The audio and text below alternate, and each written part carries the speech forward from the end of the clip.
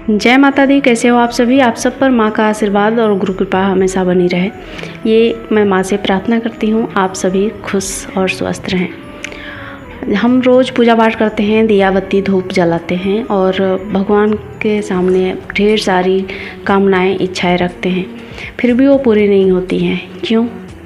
उसका रीज़न भी जानेंगे इस वीडियो में। और मैं आपके साथ एक बहुत ही अच्छा सा मंत्र शेयर करूँगी, जो कि आपको ज़रूर 10 मिनट उस मंत्र को देना चाहिए। उस मंत्र के मतलब जाप करने से, सिर्फ 10 मिनट के जाप करने से आपके लाइफ में बहुत सारे बदलाव देखने को मिलेंगे। सबसे पहले मैं बदलाव के बारे में ही बात करूंगी कि उस मंत्र को जाप करने से आपके लाइफ में क्या चीज़ें बदलने वाली हैं। सबसे पहली बात, अगर आप एक शक्ति उपासक हैं या फिर अगर आपको नहीं पता है कि मतलब हमें कैसे अपने इष्ट को पहचानना है, तो सबसे पहले तो आपको अपने इष्ट को पहचानना ज़रूरी है कि आपके इष्ट हैं कौन, आपको किसकी पूजा पाठ करनी चाहिए। ऐसा नहीं है कि हाँ हमने 10 मूर्तियाँ रख ली, 10 भगवान को मना लिया और सबकी पूजा पाठ करने लग जाए तो ज़िंदगी भर करते रहेंगे, कुछ फ़ायदा नहीं होगा। हमें अपने इष्ट को पहचान कर उनका ही ध्यान, उनका ही पूजन बंदन करना चाहिए।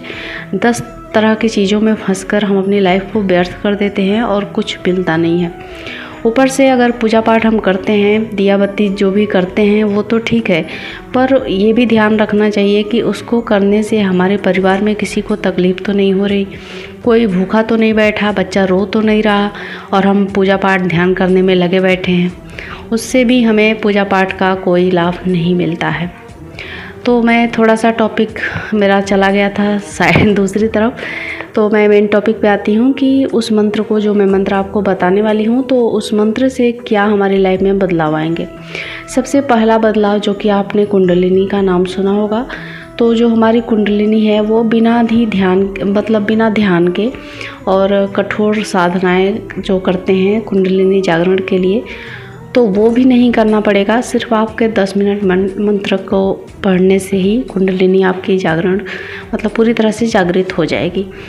उसके बाद आपका जो ऑरा है, वो ऑरा आपका इतना ज़्यादा स्ट्रांग हो जाएगा कि आपके ऊपर किसी भी तरह के तंत्र मंत्र टोने टोटके का प्रभाव नहीं होगा। आपका ऑरा इतना ज़्यादा सेफ और सुरक्षित रहेगा, स्ट्रांग हो जाएगा। तो ये भी होगा। उसके ऊपर आप अगर जो भी मन में इच्छाएं रखते हैं उसको भी पूरी करने में ये मंत्र हेल्प करेगा, क्योंकि ये शक्ति, आदिशक्ति, महाशक्ति, महामाई देवी दुर्गा का मंत्र है। तो ये बहुत ही अच्छा और पावरफुल मंत्र है। इसको सब लोग कर सकते हैं। इसको करने की कोई ये नहीं है कि इतना सारा नियम कानून, कुछ नहीं है।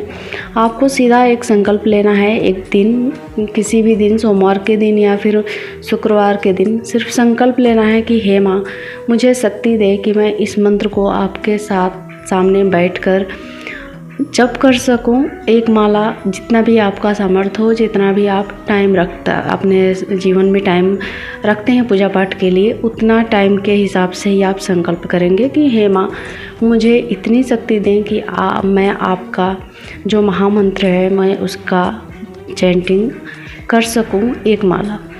तो इस तरह से संकल्प लेकर और माँ के सामने रोज़ आपको घी का दिया जलाना है या फिर तेल का दिया जलाना है।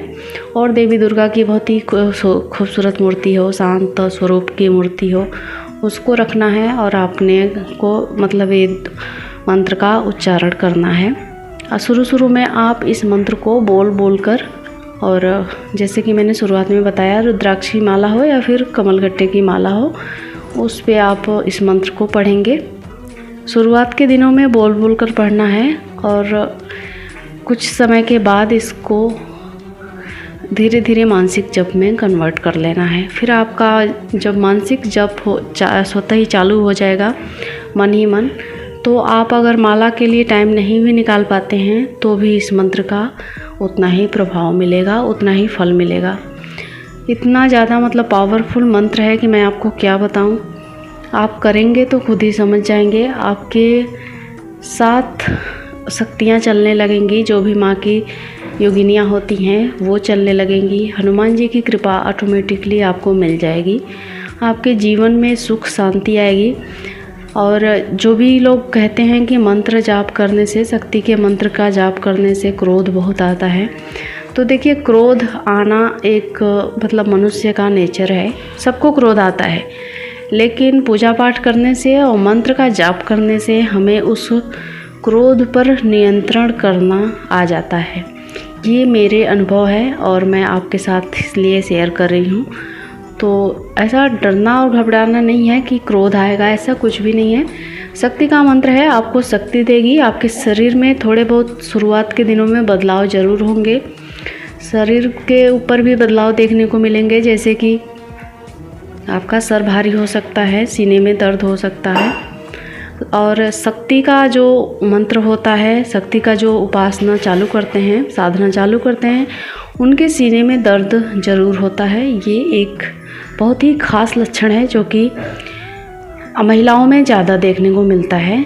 जैसे कि महिलाएं स्वयं शक्ति का स्वरूप हैं, तो जैसे ही साधनाएं शुरू करती हैं शक्ति की उपासना, चाहे माँ काली की आराधना शुरू की, माँ काली के मंत्रों का जाप करना शुरू करती हैं, तो उनके सीनों में दर्द रहना चालू हो जाता है।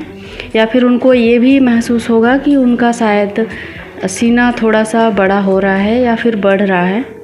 ये महिलाओं की मैं बात कर रही हूँ, ना कि लड़कियों की। जिनके बच्चे हो चुके हैं, 30 के बाद की जो महिलाएं होती हैं, उनमें ये लक्षण नहीं दिखाई देता है। तो 30 के बाद की महिलाओं में ये ज़्यादा मतलब दिखाई दे तो आप समझ जाइए कि आपकी जो तपस्या है वो सफल हो रही है, आपकी जो साधना है सफल हो रही है, आपका जो मंत्र है वो सही दिशा में जा रहा है। ये एक मेन लक्षण होता है माँ की उपासना करने का, माँ की साधना का और माँ की कृपा का। जब माँ का कृपा आपके ऊपर होने लगती है तो ये लक्षण दिखना चालू हो जाता है महिलाओं में। लड़कियों में इसलिए समझ में नहीं आता है क्योंकि लड़कियों का जो शरीर है वो मतलब गर्ल की बात कर रही हूँ, 16 के बाद की लड़कियों का, तो उनका शारीरिक बदलाव के कारण उनके सीने में दर्द हो सकता है। पर 30 के बाद कोई शारीरिक बदलाव महिलाओं में नहीं होता है, तो उनको ये आसानी से समझ में आ जाता है, जबकि गर्ल में ये समझ में नहीं आता है। लेकिन जो आज्ञा चक्र है उस पर खिंचाव, उसमें दर्द, ये भी एक तरह का लक्षण है। या फिर जो मूलाधार होता है, योनि वगैरह, जो जहाँ का स्थान है वहाँ पर भी कुछ बदलाव आपको देखने को मिल सकते हैं, जैसे कि कभी कभी अंग का फड़कना वगैरह, ये भी आपके बदलाव देखने को मिल जाते हैं। तो इस तरीके से आप पहचान पाएंगे कुछ ही दिनों के साधना और मंत्र चैटिंग के बाद कि आपके ज़िंदगी में क्या बदलाव हो रहा है, माँ की कृपा मिल भी रही है कि नहीं। हाँ, जीवन में उथल पुथल ज़रूर होता है। कोई भी मंत्र साधना आप करेंगे तो जीवन में उथल पुथल होगा। माँ की शक्तियाँ जो हैं, माँ की जो योगिनियाँ हैं, वो सबसे पहले परीक्षाएं लेने आती हैं। आपके जीवन में जितनी भी नकारात्मक शक्तियाँ होंगी, नकारात्मक लोग होंगे, उन सबको वो दूर करेंगी। उसके बाद ही माँ का आगमन होगा। तो माँ के आने से पहले आपको इतनी सारी परीक्षाएं देनी होती हैं। तो कई लोग क्या होता है कि इसी में घबरा जाते हैं और सोचते हैं कि मंत्र का गलत प्रभाव हो रहा है और मंत्र को बीच में ही छोड़ देते हैं, या फिर साधना करना छोड़कर दूसरी देवी देवताओं की साधनाएं करने लग जाते हैं। तो आपको ये गलती नहीं करनी है, पेशेंस रखना है, क्योंकि जब तक हमारे शरीर से बुराइयां जाएंगी नहीं, हमारे जीवन से बुराइयां जाएंगी नहीं, तब तक अच्छाइयों का प्रवेश नहीं होगा। इसलिए हमें सावधानी के साथ, पेशेंस के साथ माँ के मंत्रों का चैटिंग ज़रूर करना है। अगर इस वीडियो को देखने के बाद भी आपके मन में कोई क्वेश्चन होगा तो कमेंट में ज़रूर लिखिएगा, मैं रिप्लाई ज़रूर करूँगी। उम्मीद करती हूँ इस वीडियो को देखने के बाद आपके जीवन में बदलाव ज़रूर होंगे। आपके जीवन में जितनी भी परेशानियाँ होंगी, माँ के मंत्रों के चैटिंग करने के बाद, मंत्रों के जाप करने के बाद आपके जीवन में खुशियाँ ही खुशियाँ होंगी, ये मैं गारंटी देती हूँ। जय माता दी। आप सबको माता रानी आप सब पर कृपा बनाए रखें।